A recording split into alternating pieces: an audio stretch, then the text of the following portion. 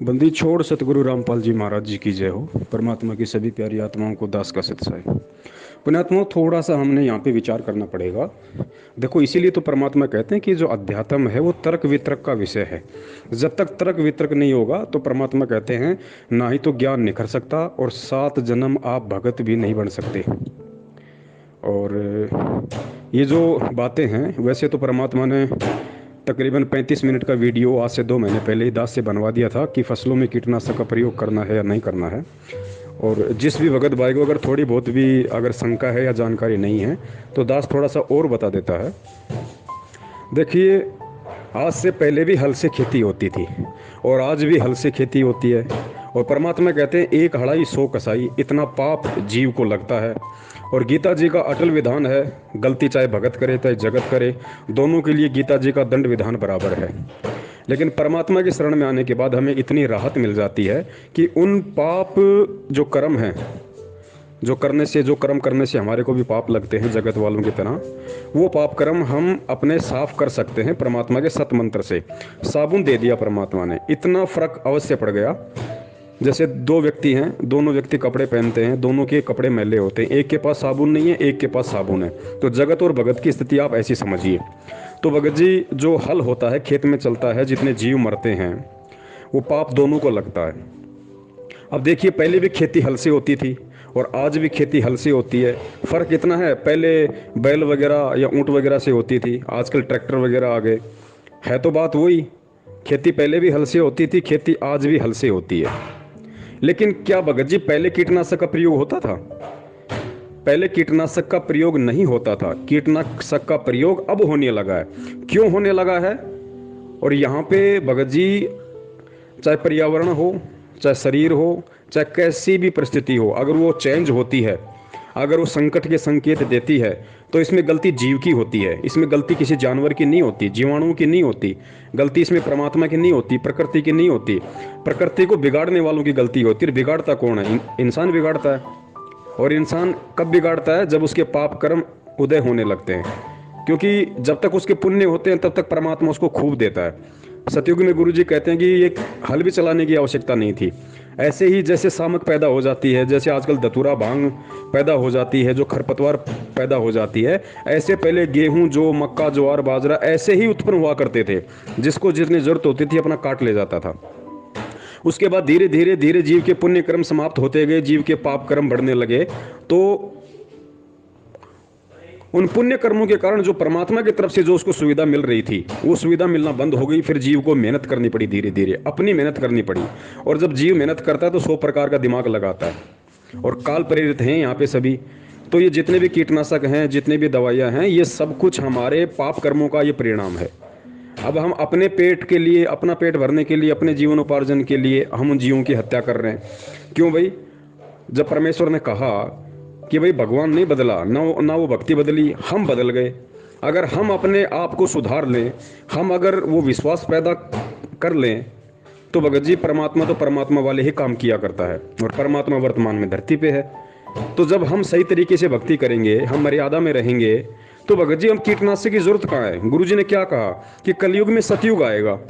तो हम भगत हैं भगत जी, सबसे पहले इसकी शुरुआत आप और हमारे से होगी। तो जब हम इन चीज़ों से दूर हटेंगे, और हम इन चीज़ों से दूर कब हटेंगे, इन चीज़ों से दूर हटने की प्रेरणा हमारे अंदर कब पैदा होगी? जब हमको ज्ञान समझ में आएगा, जब हम गुरु को परमात्मा मानेंगे, तो अब ऑटोमेटिक हमारे अंदर विश्वास उत्पन्न होगा। और जब विश्वास उत्पन्न होगा तो परमात्मा ने तो यहाँ तक कह दिया कि बेटा, अगर ऐसी कोई परिस्थिति आ गई तो शाम को जो बर्तन तेरा आटे से खाली हो गया था, सुबह परमात्मा उसको भर देगा। कहाँ हल चलाने की जरूरत, कहाँ कीटनाशक की जरूरत है? तो भगत जी, हमने इन बातों पे विचार करना पड़ेगा। इसमें उन जीवाणुओं की गलती नहीं है जो उन पेड़ पौधों को चट कर जाते हैं। इसमें गलती आप और हमारी है, क्योंकि हमारी भक्ति विधि सही नहीं थी, हमारे जो कर्म है वो सही नहीं थे, जिस कारण से हमारे पाप कर्मों के कारण ये सब कुछ परिस्थितियां पैदा हो रही हैं। अब परमात्मा ने हमें वो पुण्य बनाने का तरीका दे दिया। अब हम वो पुण्य उपार्जन करेंगे। पुण्य उपार्जन करेंगे तो हमारी भक्ति विधि के साथ साथ जो सांसारिक क्रियाएं वो भी ठीक होंगी, सुचारू होंगी। तो हमें कहाँ जीव हत्या करने की हमें जरूरत पड़ेगी भगत जी। तो इस प्रकार से परमात्मा धीरे धीरे वापस उसी स्थिति को ले आएंगे, क्योंकि कलयुग में सतयुग लाएंगे। कलयुग में सतयुग लाने का मतलब है कि सब कुछ वैसा ही होगा जैसा सतयुग में होता था भगत जी। सब कुछ वैसा का वैसा। ना कोई जीव हत्या होगी, ना कोई दुष्कर्मी होगा, ना कोई बलात्कारी होगा, ना कोई गंदी सोच वाला होगा, सब लोग स्वस्थ होंगे। तो इस तरीके से अब सवाल ये भी उठ सकता है कि भाई फिर तो अगर कोई भगत अगर बीमार हो गया, बुखार हो गया और कोई रोग हो गया, फिर तो उसको भी दवाई लेनी पड़ती, इंजेक्शन लगवाने पड़ते, और इंजेक्शन से फिर वो जीवाणु मरते शरीर में। भगत जी यहाँ पे बात हो रही है फसल की, इंसान में और फसल में अंतर है, क्योंकि इंसान का जीवित रहना ज़्यादा ज़रूरी है, फसल का जीवित रहना उतना ज़्यादा ज़रूरी नहीं है। क्योंकि ये इंसान शरीर से हमारे को भक्ति करनी है, हमारे को परमात्मा की प्राप्ति करनी है, इसलिए शरीर का स्वस्थ रहना बहुत आवश्यक है। तो कुछ ऐसे कर्म हैं जिन पे परमात्मा छूट देते हैं हमारे को, कुछ ऐसे कर्म हैं जिनकी परमात्मा ने हमारे को छूट दी हुई है। तो यहाँ पे फसल का और शरीर का हमारे को ये भी अंतर समझना पड़ेगा, क्योंकि शरीर से हम फसल पैदा करते हैं, हम फसल से थोड़ी ना कोई शरीर पैदा करते हैं भगत जी, और शरीर से हमारे को भक्ति करनी पड़ेगी। तो शरीर का स्वस्थ रहना जरूरी है, और धीरे धीरे ये भी फिर एंड हो जाएंगे जब हम भक्ति सही करेंगे, मर्यादा में सही रहेंगे। तो जिस प्रकार परमात्मा उन जीवाणुओं से हमारी फसल की रक्षा करेगा, ऐसे ही भगत जी कीटाणु से हमारे शरीर की भी रक्षा करेगा। लेकिन ये दोनों स्थितियां तब होंगी जब हम परमात्मा पे विश्वास करेंगे, जब हम सही भक्ति करेंगे, मान लीजिए प्रत्येक मर्यादा में चलेंगे, तब होगा ये। तो इसकी शुरुआत हमने करनी पड़ेगी। इसलिए भगत भाई आपस में ये डिस्कस कर रहे हैं कि भाई भगत होकर अब कीटनाशक की जरूरत नहीं होनी चाहिए, क्योंकि अब हमने कीटनाशक से ज्यादा परमात्मा पे विश्वास करना चाहिए। अभी एक सत्संग और आया था परमात्मा का, किसी पुण्यात्मा ने भेजा था, उसमें गुरुजी ने स्पष्ट कर दिया कि पुण्यात्माओं, आपको हर स्थिति में भगवान पे विश्वास करना पड़ेगा। कितना विश्वास करना पड़ेगा? अगर आपकी उंगली भी फूट गई ना, उंगली भी फूट गई, तो भी आपको परमात्मा के भरोसे रहना पड़ेगा कि परमात्मा ठीक करेगा। इतना विश्वास करना पड़ेगा। फिर गुरुदेव ने आगे बात को मोड़ दिया कि भले चाहे परमात्मा डॉक्टर को निमित्त बनाए फिर ठीक करने के लिए, लेकिन विश्वास आपने गुरु पे करना पड़ेगा, डॉक्टर पे और दवाई पे नहीं कि दवाई मेरा अंगूठा ठीक करेगी। आपको अपने गुरु पे विश्वास करना पड़ेगा। और जब विश्वास इतना हो जाएगा, फिर ना डॉक्टर निमित्त बनेगा, ना दवाई निमित्त बनेगी, फिर वो परमात्मा निमित्त बनेगा। कैसे? जिस प्रकार सिकंदर लोदी की कटी हुई उंगली को परमात्मा ने हाथ लगा के सीधा कर दिया। तो इतना विश्वास की जरूरत भगत जी इस भक्ति मार्ग में है। सत्साई जय बंदी छोड़ के।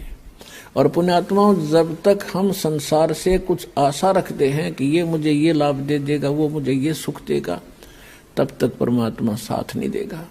आप तो सीधम सीधा भगवान से जुड़ोगे, चाहे आपका उंगली का चोट लग जा, नो यही अर्थ है भगवान आप पे करोगे। भले ही तो मीडिया उसका दवाई बने, डॉक्टर बने, लेकिन करेगा भगवान।